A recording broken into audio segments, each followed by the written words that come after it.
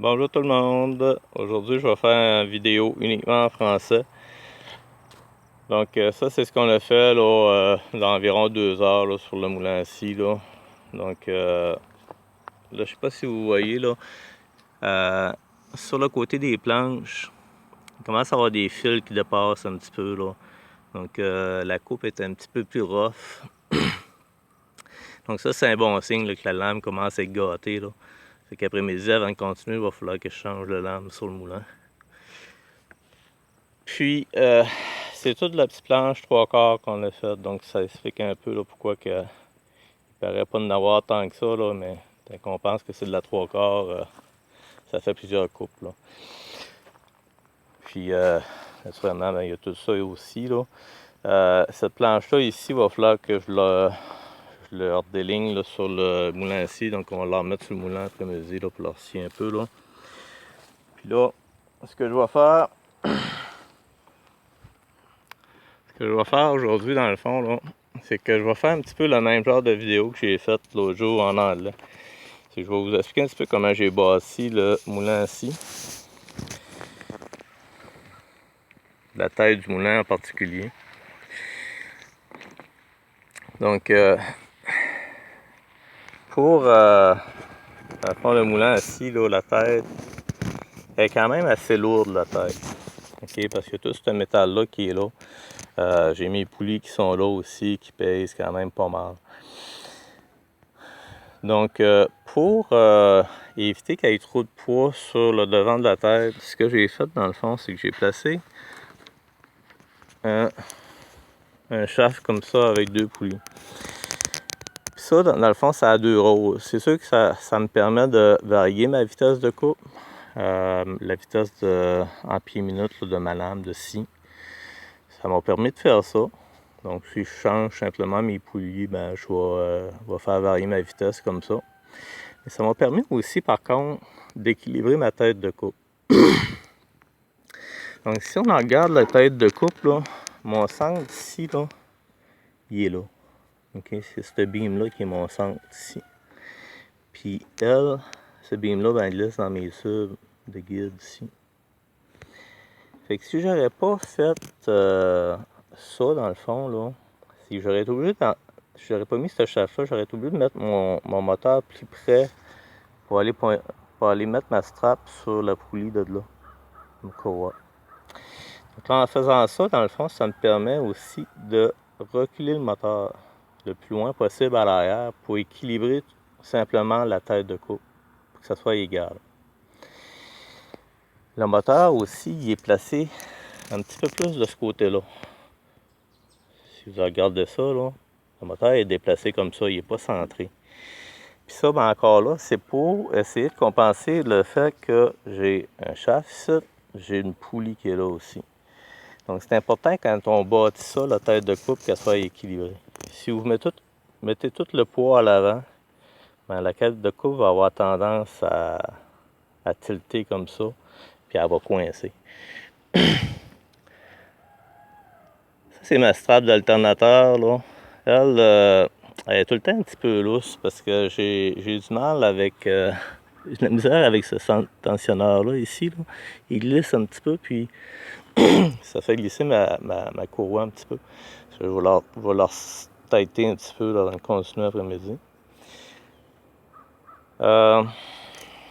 Donc, dans le fond, là, pour la tête de coupe, là, comme je disais, c'est important que ça soit balancé. Puis moi, ce que j'ai fait en plus, c'est que j'ai mis un petit wire de plus. Ce wire-là, il est connecté à mon ressort ici, à l'arrière. Fait que lui, là, il m'aide aussi là, à alléger un petit peu la tête de coupe. Parce qu'elle est quand même assez lourde, la tête de coupe là-dessus. L'avantage de ça, c'est que quand on le voit fonctionner, mon moulin, là, c'est qu'il vibre pas. Il est très stable, ce moulin-là. Au point de vue, là, quand on pogne un nœud ou quelque chose là, dans le bois, là, la tête, là, elle bouge pas, elle reste bien droite, bien stable. Contrairement à d'autres moulins là, achetés faits, où c'est qu'on voit la tête de coupe vraiment vibrer. Là. Donc, ça ici, c'est ma winch, puis ma poulie que j'ai faite à l'arrière là, pour la montée puis la descente de la tête de couple. Dans le fond, j'ai mis une grosse poulie à l'arrière que j'ai changée dans le fond cette année, parce que l'ancienne poulie était juste 3 pouces à peu près de diamètre, puis ça montait trop vite. Fait que là, j'ai mis une plus grosse poulie, puis en même temps, ben, ça me donne un effet de multiplicateur là, avec la winch. Fait que ça force moins un peu sa winch. Puis aussi, ben, la winch, c'est moins dur sur le frein de la winch aussi, là, parce que du treuil. Là. Là, ça, c'est un treuil de 2000 livres, dans le fond, que là-dessus.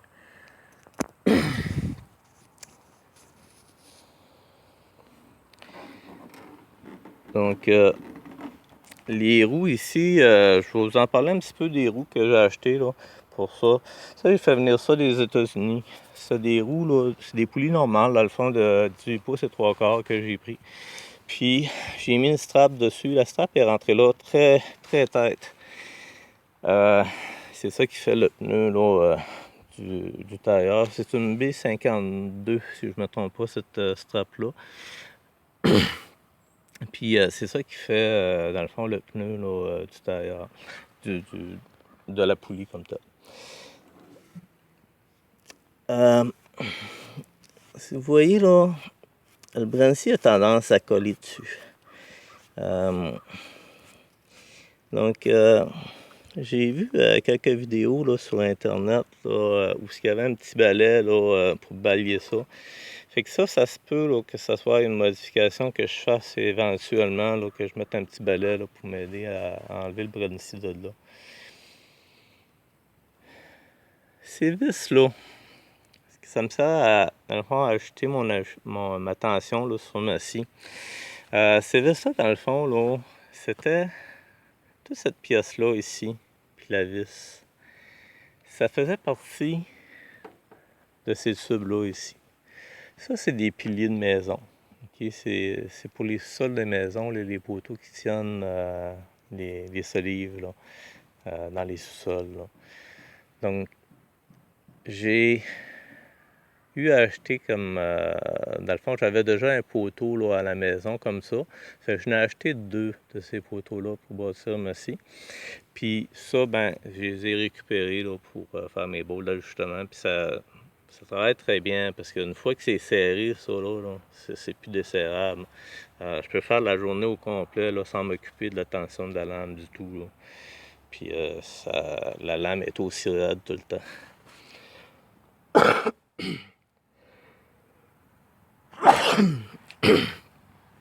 Donc,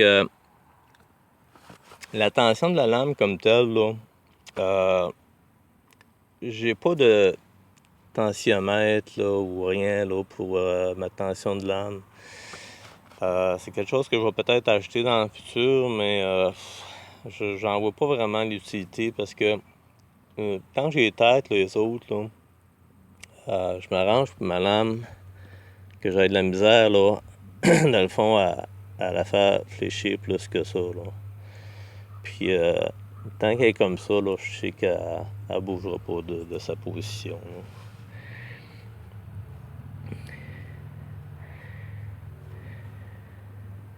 Donc, les petits rouleaux ici, ben, c'est des rouleaux qui étaient achetés faits, ça. J'ai pas bâti ça, là, les guides, là. C'est quelque chose que j'ai acheté fait. Puis je peux dire que ça travaille très bien, ces rouleaux-là. Dans le fond, là, juste le cœur ici, là, je pense que c'était une centaine de dollars, là, même pas, là, je pense. C'était environ ça, une centaine de dollars, je pense que ça coûtait là, pour le tube et le guide. Puis je regrette pas parce que franchement, là, faire ça, là, c'est plus touché un peu. Puis ça, là, dans le fond, là, c'est vraiment le cœur de la scie. Là. Si ça, c'est pas bon, là, les guides, là, si c'est pas bon, là, ça s'ira jamais bien. Donc c'est important là, d'avoir des bons guides sur la scie. Autrement que ça, ben, dans le fond, j'ai pas mal fait le tour de ce que je voulais dire aujourd'hui. Donc, je vais vous souhaiter une très bonne journée là-dessus, puis on se voit très bientôt. Au revoir.